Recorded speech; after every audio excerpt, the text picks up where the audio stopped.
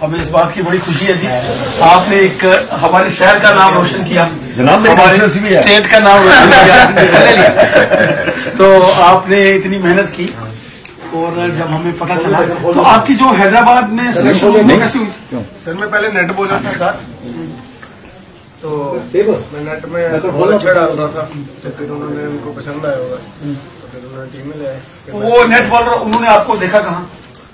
वो वीडियो वगैरह भेजी थी एसोसिएशन वालों ने, मेरी वीडियो वगैरह भेजी थी, फ्रेंचाइजी में ही लड़का है।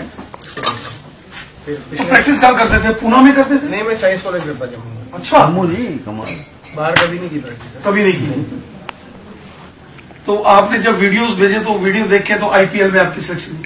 आईपीएल में नहीं, नेट बॉलर के साथ हुई। अच्छा, फिर हमें नेट बॉलर साथ होते हैं, जैसे नेट में बॉलिंग करनी है उनके बैट्समैन को, फिर उनको उड़ाते थे नेट में सर। किस किस को किया आपने नेट में? सबको सर, जैसे डेविड वार्नर, विलियमसन, जैसे ये समर और डेविड वार्नर को भी की? हाँ सबको की। क्या बात है, देखो